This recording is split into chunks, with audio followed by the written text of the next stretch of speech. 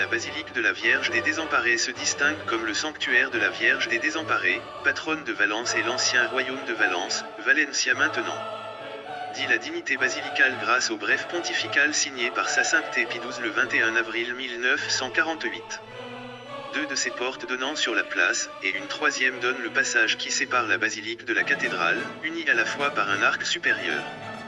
Dans cette troisième porte est une fenêtre à barreaux à travers laquelle on peut voir à l'intérieur quand la basilique est fermée et peut être éclairée virgine.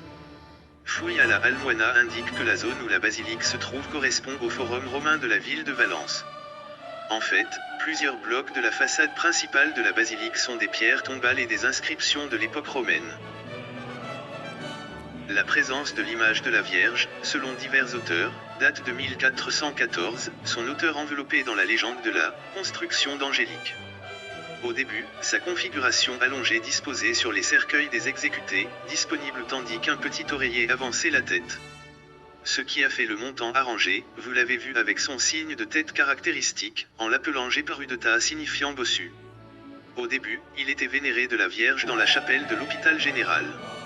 La visite du roi Philippe IV à Valence en 1632 et le fait que, par l'intercession des victoires Virgine Fontarabie et Tortos ont été justifiées, a incité à la promotion d'une nouvelle chapelle royale dédiée à la Vierge des Désemparés.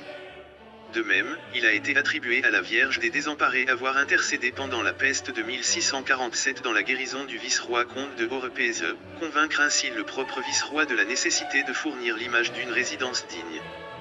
Depuis quelque temps, le site de la chapelle a été discuté. Enfin, il a été décidé de construire à côté de la cathédrale, centre de dévotion.